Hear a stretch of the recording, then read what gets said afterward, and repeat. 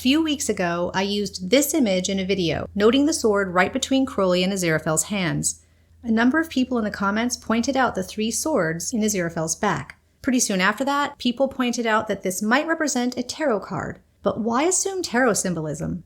In the very first scene of Season 1, God says they don't play dice with the universe. They play an ineffable game of their own devising. Right as they say that, tarot cards appear on screen, spinning through the universe. In addition, there has recently been an official Good Omens themed tarot deck released. As to that deck, it's pretty clear, based on this Tumblr post, that Neil didn't have a lot of input here, so we can't really look at these for clues. But it is still an indication that tarot, in general, is a part of the Good Omens universe. When Neil wrote Season 1, he didn't assume there would ever be a Season 2, let alone a Season 3, but he did already have the ideas and plans that he and Terry had made together for a second book. He knew, if it was ever going to continue, where the story was going.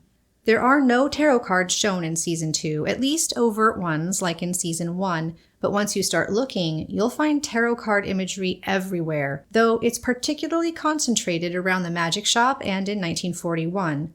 Today, I'd like to explore the tarot imagery in Good Omens and ask the rather broad question, what does all of it mean? I am not a tarot expert. I feel like Dr. McCoy in my videos lately. I'm a researcher and essayist, Jim, not a tarot reader. So I reached out to someone familiar with tarot, in addition to my own humble research, to make sure I was presenting you with accurate information. Together, we found so much. And wow, I learned so much.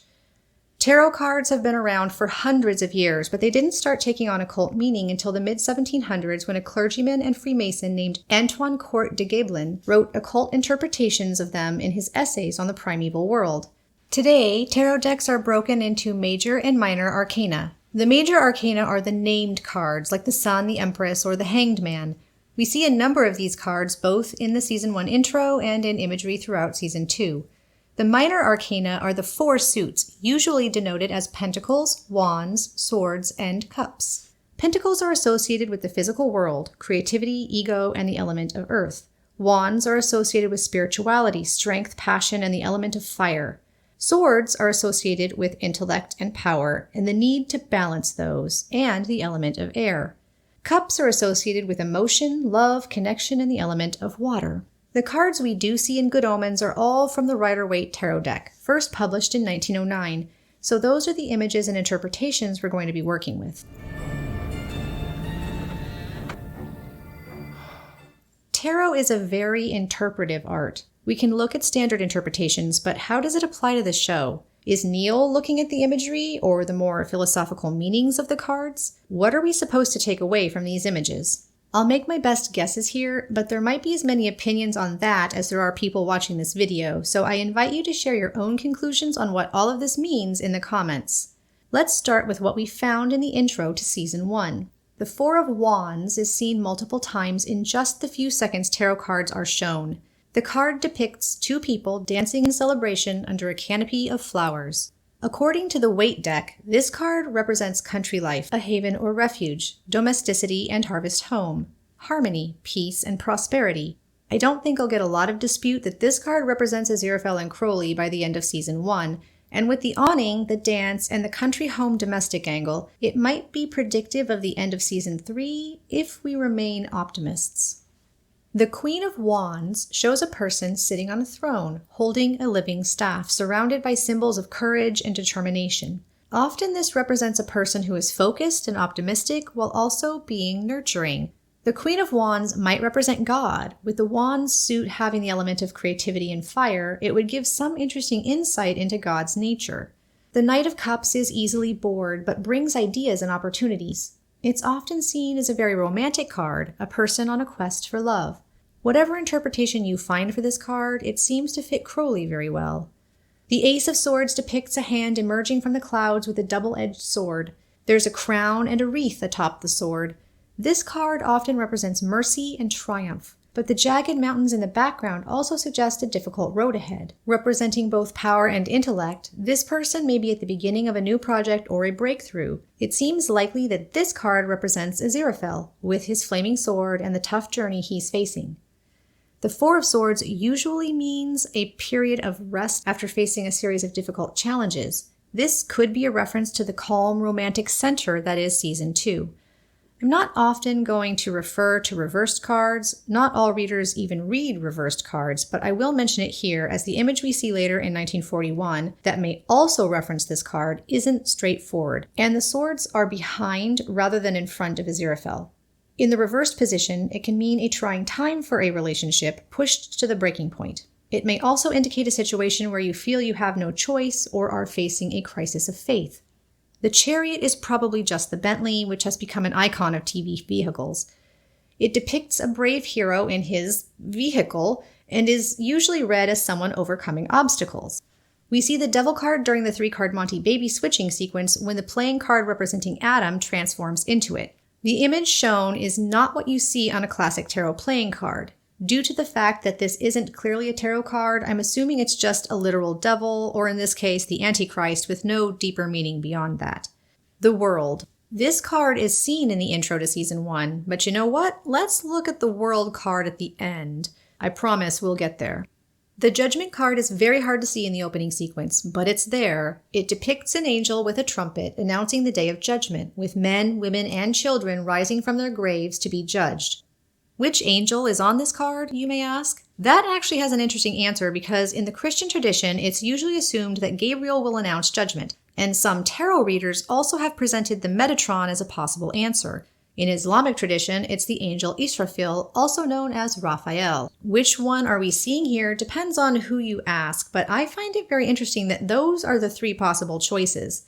The tidal wave in the background is meant to show that judgment is inevitable and inescapable. More symbolically, it means an awakening to your true purpose, an end to an old way and a beginning of a new. It's interesting that this card is here in Season 1 when the second coming was planned by Neil and Terry, both, we presume, for the future. So let's take a peek at a little bit of that future. Finally, we've arrived in 1941 in the magic shop. Let's start with a big one, death. Of course, in the Good Omens universe, as in many of Neil and Terry's works, death is a manifest entity, and we do see death throughout Season 1, but we also see this skeleton framed between Crowley and Aziraphale in the magic shop. In the present day, Crowley is investigating the same skeleton while Aziraphale talks to the shopkeeper. The meaning of death in tarot is similar to judgment, an end to something major and the beginning of something new. The Rider-Waite tarot card for death depicts a skeleton in armor on a white horse, carrying this flag on which we see a white rose. This is called the White Rose of York, and this isn't a guess on my part, this is a fact. The White Rose of York was the symbol of one side of the War of Roses. To condense this massively important bit of history down to its most base elements, the War of the Roses was a series of civil wars between 2 factions over control of the English throne. Why is the White Rose of York on the death card? After the War of Roses ended, the houses were unified into the House of Tudor, which reigned over a very peaceful and prosperous time, the end of something old and the beginning of something wonderful and new. But the reason I even noticed this detail is because this looks like the flower on Maggie's teal sweater, the one I couldn't identify. I got a number of botanists telling me with certainty that it was either a flower called the Nightingale Columbine or it's the White Rose of York. I like both the White Rose of York and the Nightingale connection because it fits her as an agent of change and possibly helping to bring these 2 lovable, ineffable idiots back together. And before I get too far off topic, let's remember we were talking about this skeleton framed between the 2. Is it foreshadowing literal death? Change? Is it a reference to the breakup in Season 2 or something coming in Season 3? This one really has me thinking. There are various configurations of swords we see around this Excalibur chest. We've already covered the 4 and the ace. What about the 3? The 3 of swords is depicted with the swords piercing a heart and represents grief, isolation, loneliness, and heartbreak. Not a nice card. Could this configuration be the ace and the 3? Just the 4? All of them at once? Or is it Aziraphale being metaphorically stabbed in the back? I think the 3 might be a pretty solid foreshadowing of the final 15, but all of it could fit. When Aziraphale is performing his little trick for Crowley, he starts with 2 coins and vanishes one of them. Coins are often used in place of pentacles, as are rings and discs, which we're going to get to in a bit. The Ace of Pentacles represents doing well and flourishing. The 2 represents a balancing act to keep everything needed in motion. This could represent the bullet catch or his journey in Season 3, or because Earth is the element of Pentacles, it could mean he's good at the manipulation of earthly objects. I've got a really well-spotted, interesting one here to share with you. You know how at the beginning of Season 2, when Crowley and Aziraphale decide to perform the joint miracle in order to hide Gabriel, they sit him down and each go to take his hand, and for some reason, he crosses his hands? I've seen a lot of people asking and theorizing on why this happens. Well, we have a tarot theory. Gabriel, or Jim at this moment, is the 2 of Swords. The 2 of Swords looks like this. A person in robes sits blindfolded. Note that Jim does close his eyes. Arms crossed with swords pointed up. The 2 of Swords represents a stalemate, an impasse. Neither side will compromise, and so no progress can be made until one chooses to step aside, a denial of truth. They're about to hide Jim, which is a denial of truth, and neither heaven nor hell can make any progress at this point. Both sides are in a stalemate, and Crowley and Aziraphale are essentially extending that stalemate as long as they can with this move. Lastly, there is the Magician. Aziraphale is an actual magician. Well, he wants to be. There are magicians mentioned by name, by reference, magicians on posters. The magic shop owners are magicians. My point being, I don't think we can overlook this card. The Magician is the first numbered card in a tarot deck. It is often interpreted as symbolic of someone who has the power and influence to make big changes and can represent the union of the physical and spiritual world. And look there, the infinity symbol. I wonder, even though Aziraphale is technically a magician, if this card isn't symbolic of both he and Crowley, since all of the big magic tricks we see, the bullet catch, the body swap, the joint miracle to hide Gabriel, are tricks they perform together.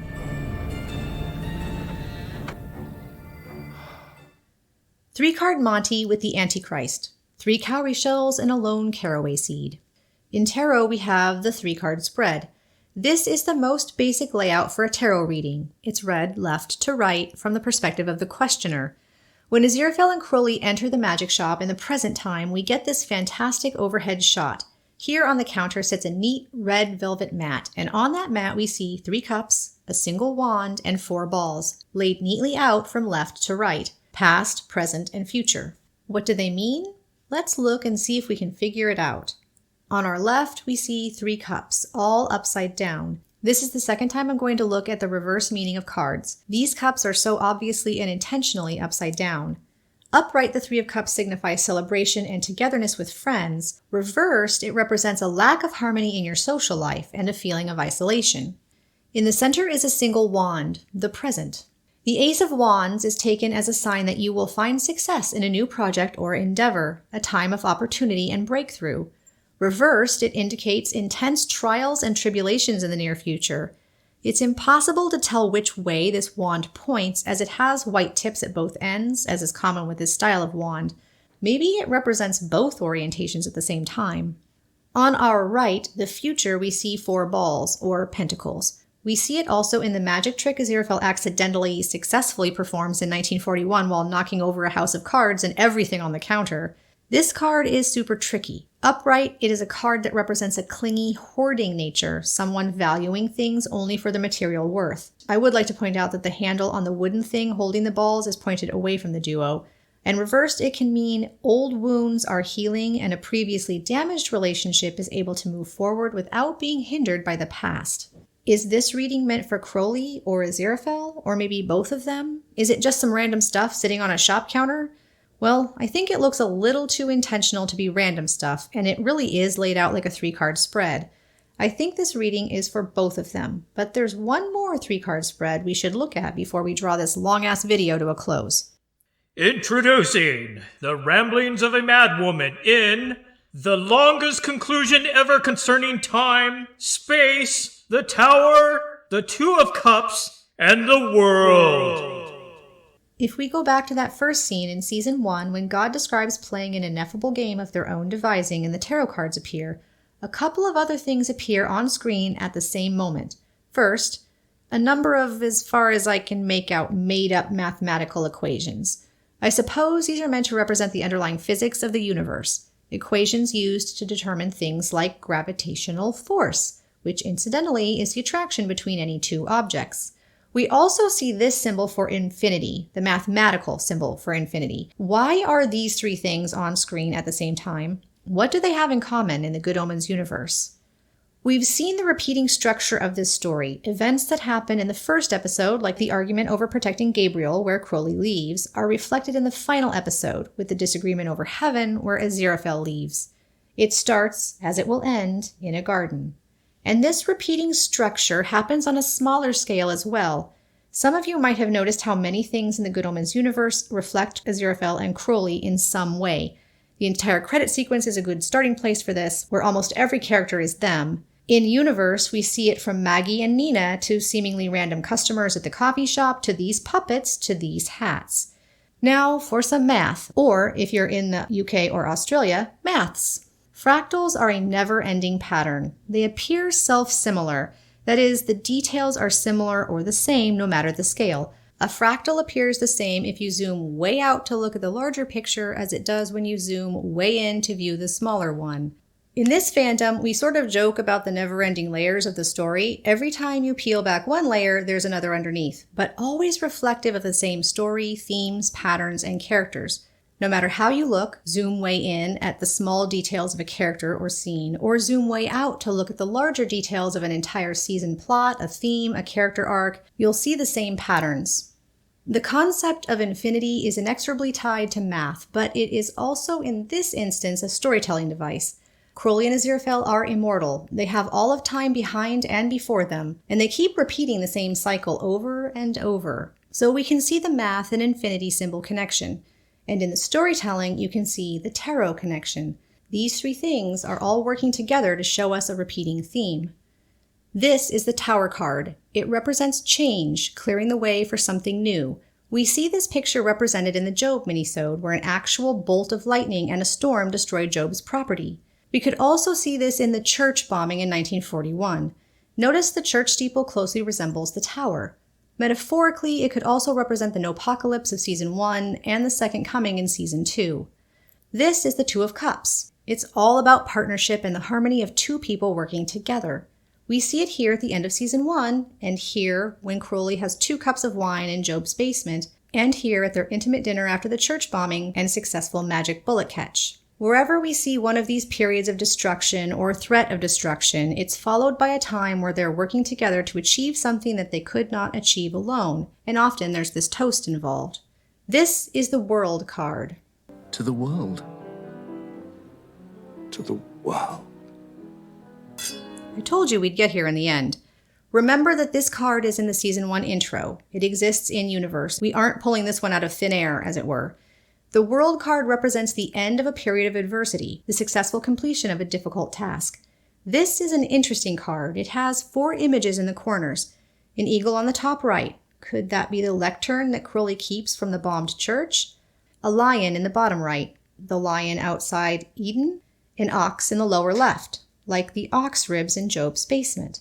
Then there's this face in the top left. Maybe Gabriel, maybe something yet to come. But the first 3 could easily be seen as symbols representing events where their relationship grew significantly. And each time they reach this point, this successful completion of a difficult task, such as saving Job's children, the end of a period of adversity, such as the Nopocalypse, each time Crowley and Aziraphale complete their journey of working together, the cycle starts again. And as with so many things in Good Omens, this repeating structure does more than one job, represents more than one theme, has more than one way you can look at it. Why does nearly everything and everyone reflect them? For Crowley and Aziraphale, everything in the universe reflects them because they are everything to each other. Generally speaking, tarot cards are not read individually nor alone by one person. Usually someone has a question or wants to understand a bigger picture of their life when they go to a tarot reader. The reader then lays out a spread for them, and the cards are interpreted as a whole to provide answers or guidance. We don't know who takes on which role in Good Omens. Is God the reader or the one asking the questions? If God is asking the questions, then who's the reader? Are we the viewers the readers, or could it be us asking the questions? What do you think? Have we even addressed the question of what all of this means? I think I can only say I just don't know. Some of the images and meanings seem very clear-cut. Others are as mercurial as Crowley's hair.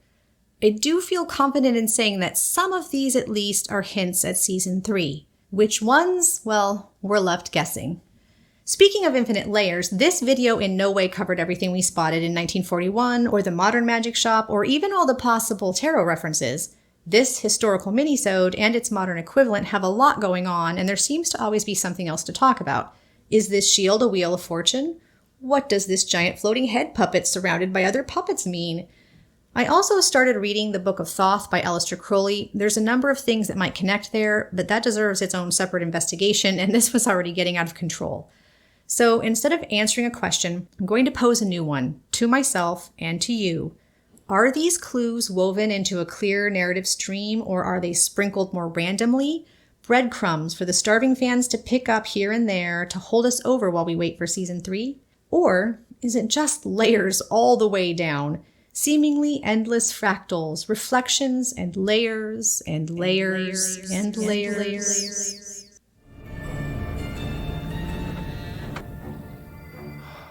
Well, I still had to fit in a random thought. I was playing around making some fun Good Omens parodies the other day, and I wanted the Bentley horn as a sound effect, and I found this. It's too cute. If you listen with your sound turned up, you can hear Aziraphale make a little beep beep noise along with the Bentley. This is the most useless of all of my random thoughts to date, but there you go. It's just adorable. This video was made entirely possible by Kamapuri, who did a ton of research on her own, answered every question I had about tarot in general, as well as specific cards, and was overall more than just a big help on this project. Thank you, Kama. I haven't mentioned Discord in my last couple of videos, but I'd like to invite you all to our holiday party. It starts at 2 p.m. Eastern this coming Saturday the 9th and will run for a few hours. The moderators and admin staff have been working really hard to put together an entertaining event that will include Good Omens holiday-themed short fireside fanfic reading, an art and cosplay show, hilarious Good Omens parody carols sung by all of us, yes, including me, for your amusement, and a holiday watch party for afters, including the original Grinch and the wonderfully kooky Michael Sheen holiday movie The Last Train to Christmas. If you haven't joined Discord, or if you have, I hope to see you there. And if you're interested in creating and showing off your Good Omens themed art, cosplay, animations, or have an idea floating around in your head for a Good Omens skit, magic show, or your own parody song, stay tuned for an announcement regarding that very soon. I would again love to thank all of my patrons who continue to make this channel and everything we do here possible. If you would like to become a patron and get exclusive access to my episode rewatch notes and occasional early release or Easter egg finds, or if you are interested in joining our active Discord community, please check the links in the description. And as always, to you, my viewers, thanks for watching.